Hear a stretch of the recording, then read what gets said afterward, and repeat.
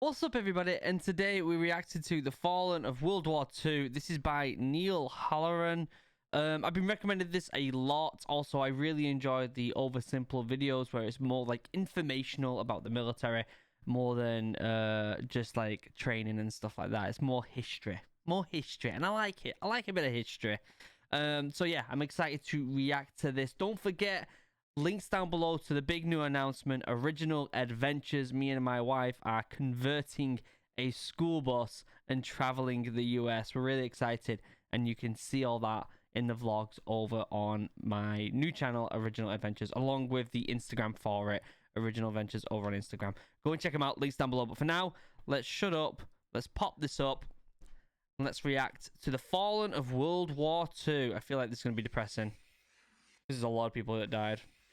The average lifespan of an American is 80 years. And an 80-year-old today was 10 when World War II ended, 4 when it began. Okay. A soldier who saw battle would have to be in his late 80s at least today. Generals, political leaders, the decision makers of the war, few are still with us. Right. And over the past few decades, we've seen authors and filmmakers rush to capture stories from survivors before this connection of memory is lost. Even less of them now. Probably next to none of This them now. project is not about individual war stories, and it's not about survivors. We're going to tally up the tens of millions of people whose lives were cut short by the war, and see how these numbers stack up to other wars in history. This is going to break my including heart. trends in recent conflicts.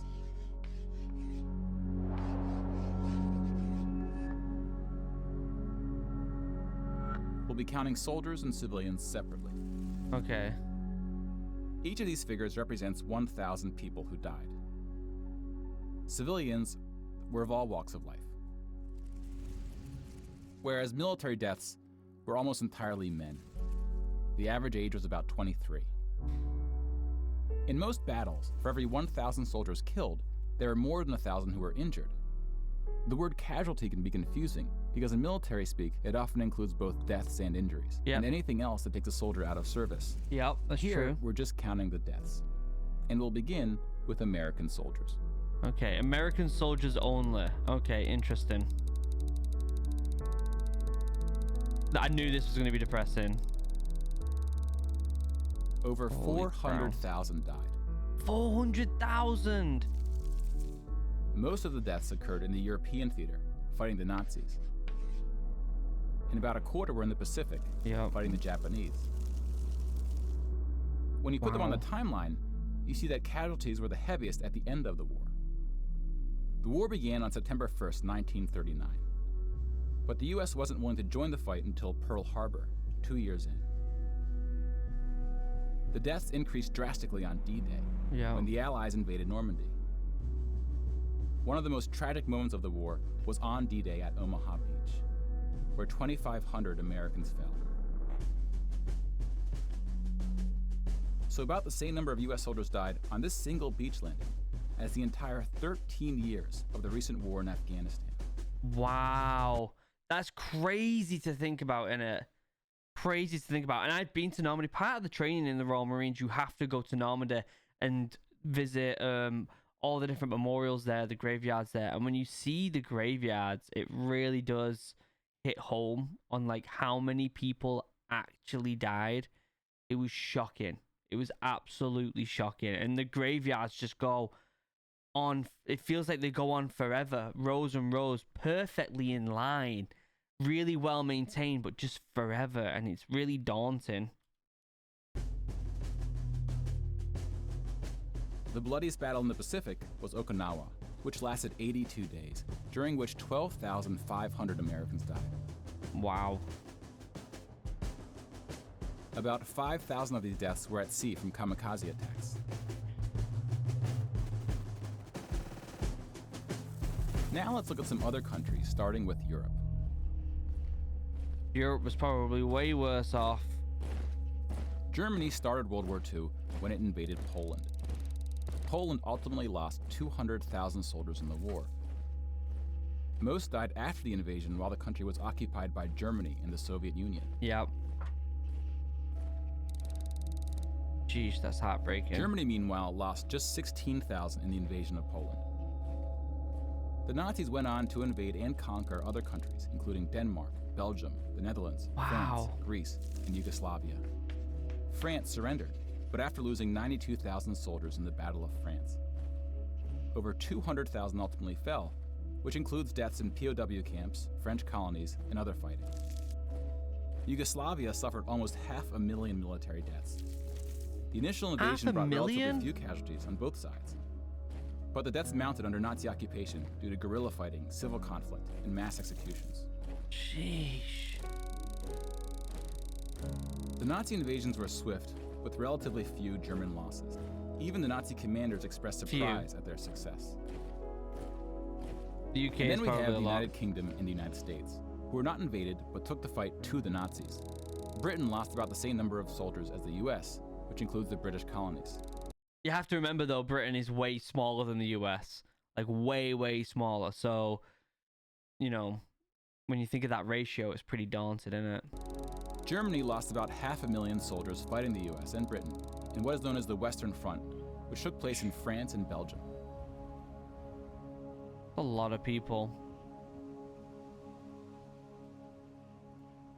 But most Soviet Nazi Union. soldiers died in the Eastern Front, Germany's unsuccessful invasion of the Soviet Union. Wow. Numbers are staggering. Holy The most famous battle of the Eastern Front, and perhaps the turning point of the European war, was Stalingrad. The German Sixth Army successfully took Stalingrad, but then got surrounded by the Soviets and cut off from food and ammunition. 500,000 Nazis would ultimately die in Stalingrad. Another 100,000 were taken prisoner, of which 6,000 would ever return. POWs had a low survival rate throughout World War II, and it was particularly grim in the East. That's... I knew this was going to be hard to watch. These videos really hurt to watch. They really do. But that's a lot. That's so many people. When you include these POWs, roughly the same number of Germans died in Stalingrad as all the Western Front fighting against France, the UK, and the US. Wow. And though Stalingrad was a victory for the Soviets, they suffered almost twice as many losses as Germany.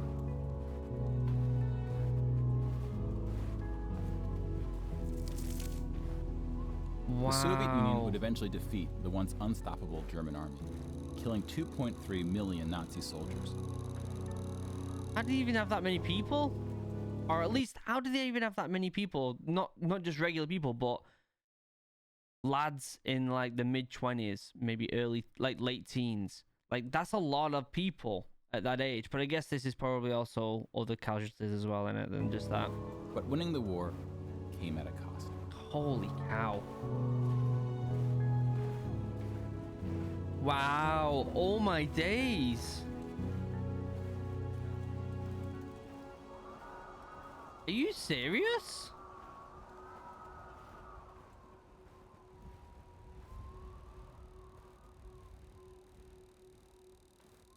Oh my god, it's not stopping.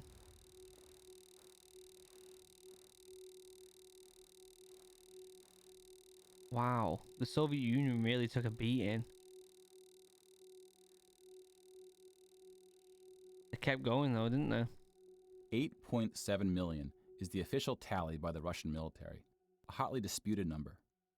Some studies have calculated as many as 14 million dead. Wow. To complete the count of European military deaths, we need to add German deaths from other fronts, including the North and Africa, as well as deaths from other Axis powers allied with the Nazis, Hungary, Romania, and Italy. When you put these European military deaths on the timeline, it looks like this. You can now interact with the chart to learn more. Pause the narration if you would like more time. Sheesh. Now you're good. Crack on, mate. Crack on. And now we switch to civilian deaths in Europe. Yeah, this is gonna be scary. So that's strictly soldiers then. He did say that, didn't he? Strictly soldiers. 6 million Jewish people were killed in the Holocaust. Wow. If you separate this by country, you see that about half, 2.7 million, were Polish. 700,000 were Soviets, followed by Hungary and 17 other countries. Sheesh. Broken down another way, about half of the 6 million were killed in the concentration camps. Over 1 million died in Auschwitz. Most were killed in the gas chambers. Others died from starvation, exhaustion, disease, and other forms of execution. It's hard to even comprehend how someone can be so evil. You know? To just want to put them all in gas chambers. Like, it's hard to... Like, how can someone be so evil? Guess some people are just naturally evil, aren't they? Really? The second most deadly camp was Treblinka, which was exclusively an extermination camp, set up to look like a train station. Mobile killing groups killed 1.4 million Jews. Wow. Like with the gas chambers, men were killed first to reduce the risk of revolt. Wow.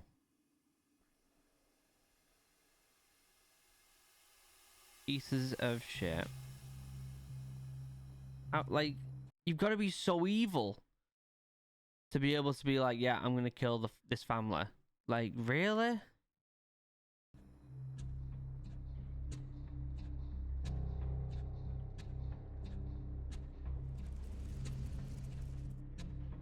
The Holocaust also includes non-Jewish deaths. Between 130,000 to 500,000 Roma, then called Gypsies, were killed. Yeah. The numbers are disputed. Strange how a lot About of these a quarter numbers are million people disputed. with I mean, disabilities were killed. Homosexuals, Catholics, and other groups were also exterminated, but their numbers were relatively small. Some historians say that other civilian deaths should go under the label of Holocaust. About 2 million non-Jewish Poles were killed under German occupation, some of which were sent to the gas chambers at Auschwitz. When you combine civilian and military deaths, over 16% of the total Polish population died in World War II, which is the highest percentage of any country. But not the highest in total death count. The Soviet Union again tops that list, losing at least as many civilians as it did soldiers, somewhere between 10 and 20 million. oh my A particularly days. dark moment for the Soviet Union was the siege of Leningrad, now St. Petersburg. German forces surrounded Leningrad before civilians could be evacuated. Supplies, including food, were cut off for 2.5 years. 1.5 million people died as a result, mostly from starvation, mostly civilians. Stalin's cruelty towards his own people is partly responsible for these numbers.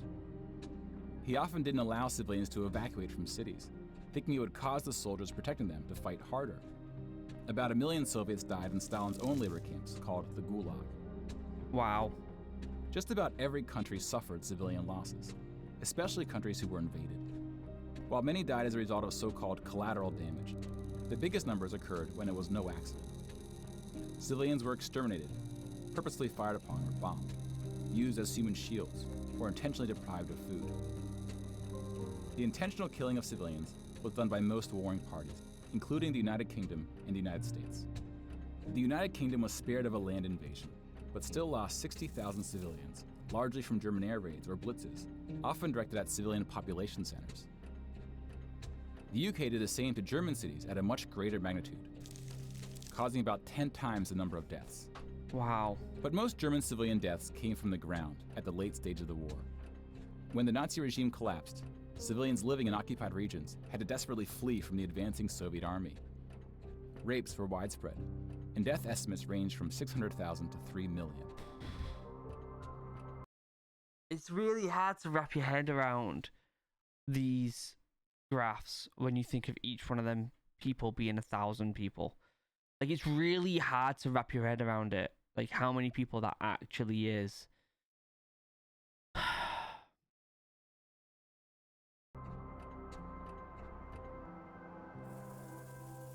Let's step back and see where we are with the totals. We just counted about 20 million civilian deaths in Europe. If you add this to the European military deaths we already covered, it brings us to over 40 million. Wow. Then we have the Asian theater. Here we see the vast majority of military deaths in Asia came from China and Japan. Yeah. On the civilian side, about 6 million deaths from China, Indonesia, Korea, Indochina, and the Philippines can be attributed to Japanese war crimes, which are sometimes compared to the Nazi atrocities due to the sheer scale of the cruelty. Yep. China had the second highest death count after the Soviet Union. And like the Soviets, the Chinese government demonstrated a stunning willingness to sacrifice its own people. Chinese nationalists opened the dike at the Yellow River, hoping the flood would halt the Japanese advance. 500,000 Chinese civilians or more were killed. Wow. Which is 2 or 3 times the number who died in all countries in the 2004 Asian tsunamis. But the invasion of China only cost Japan 200,000 soldiers. Most were killed fighting the US and allies in the Pacific War. A significant portion of Japanese civilian deaths were caused by American firebombing and the 2 nuclear attacks. Contrary to official US statements, these airstrikes were directed at civilian populations, not military targets. Yep. When you add all the deaths outside of Europe, it brings us to a grand total of 70 million for the war, give or take depending on who's counting and what civilian deaths get included. More people died in World War II than in any other war in history. Yep. For comparison, here are 20 or so of the very worst wars and atrocities we have on record. I thought World War I was higher than that. I thought it was more than 15 million. I thought it was pretty close to World War II. That's surprising, especially because of stuff like Battle of the Somme and all that lot. But damn, look at that. Look at that.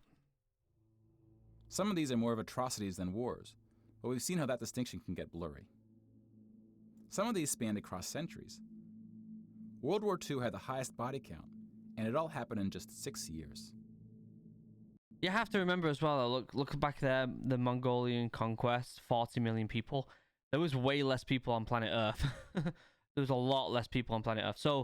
So like, I know that Genghis Khan, like, absolutely obliterated the planet pretty much. So that's scary if you think about it. I'd like to see this along with the population of the Earth, like the actual ratio. The world's population has grown significantly since the earliest atrocities on this list. There you go. If you want to compare them in terms of what percentage of the world died, we can adjust the chart to look like this. There you go. This rough approximation tells us there may have been more devastating wars before World War II, proportionally speaking. Yeah, there you go. Holy cow, the Mongolian War and the Mongolian Conquest. And what's that one before it? I don't really know what that one is. And the Romans did a big one, didn't they? Jeez.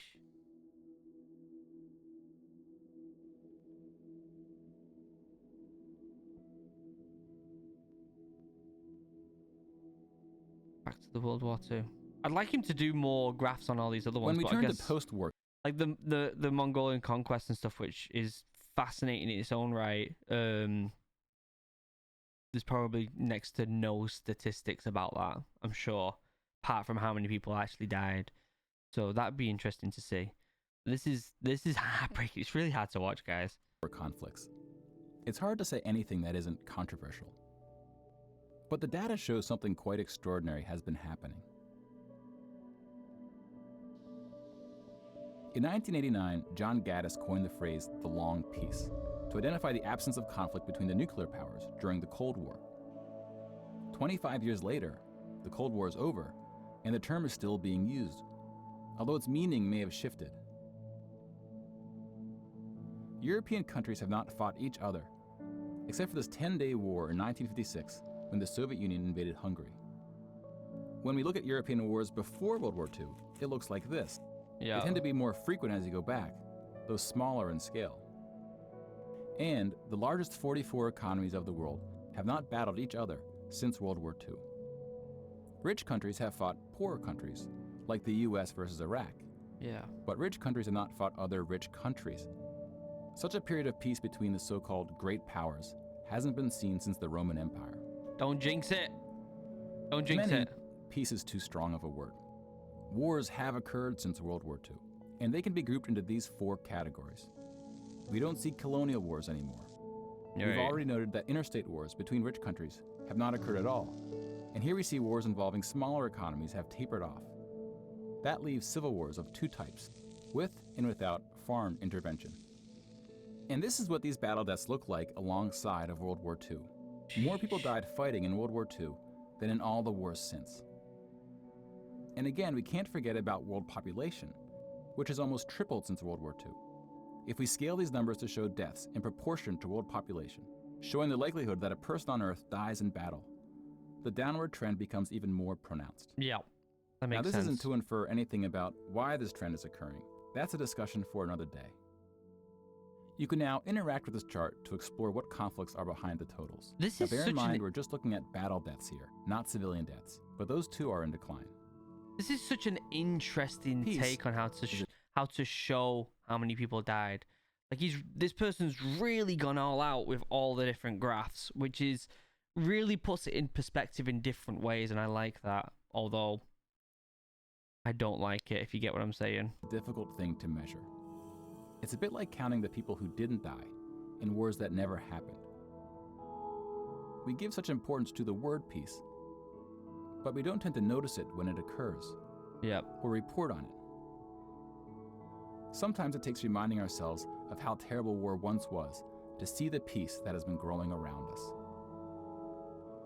Of course, this trend may not continue, and it's not clear how looking at these charts can help us make the right decisions to ensure that it does. But the longer the long piece grows, the more significant it becomes. Yep. So if watching the news doesn't make us feel hopeful about where things are heading, watching the numbers might. Sequel now available in the top right. At the end of the video. I want to see that sequel. I guess that's it. And consider paying the suggested ticket price for today's show. Can I get that pop-up again? I want to see what the sequel is. Maybe we'll react to that in the near future.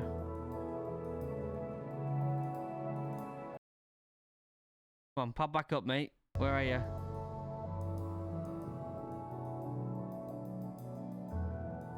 Maybe... Let's have a look at this dude's channel. Yeah. Nuclear war, death count. Degrees of uncertainty, trailer. Yeah. Guys, heartbreaking, truly heartbreaking. It's crazy. Crazy how many people actually died. And it makes you lost for words, doesn't it? Like that. Like what's really hard about it is every single one of them people, every single one person has a story. And I've said this before many times, especially playing through certain games like you know, Battlefield 1 and Battlefield 5, where they do these kind of stories. Is there's so many stories from World War II and World War I that are now lost in time. Stories that are so extraordinary, so unbelievable. However, we'll never get them because they're lost in time. And that's why when you speak to, for me, you know, my grandparents just after the World War II, or if you did ever manage to speak to someone from World War II, because the chances are very unlikely now. I don't even know if there's anyone around still from World War II, being in 2021 now. But anyway, I digress. If you ever spoke to someone who was from around that time, they always have these really crazy stories that just seem unbelievable. But when you look at the context of what was going on in their world at that time, it makes sense. It makes sense. And there's a lot of stories, a lot of really old stories that are going to be lost in time. And that breaks my heart, because every single one of them people should have a story that you should be able to see. But I guess that's just the way war is, innit? And that's really sad. Members, you're amazing. I love you. I couldn't do this without you. I honestly couldn't make videos every single day if it wasn't for these members right here. So thank you for supporting the channel as much as you do. I truly, truly appreciate it. Links down below to all my socials, including the 2 links to Discord. We've got the military link for all things military. If you want to get fit for the military, join the military. Join that Discord. Second links for all things geek. SCP, D&D, Warhammer, Halo, Star Wars, Metro, everything you name it, into the Geek channel. Also, a link down below to my podcast and my Twitch stream, where I now stream Tuesdays and Thursdays, not Monday, Wednesday, Fridays. I stream Tuesdays and Thursdays, so definitely go check that out. Also, a link down below to my second channel, Original Human Geek, where we play D&D and stuff like that. And also, don't forget, huge announcement, Original Adventures. Me and my wife are transforming a school bus and traveling the country with our family. Very excited. Link down below. Go and watch the vlogs with me and my family. Until next time, guys, I love you all. Have a wonderful day. Goodbye.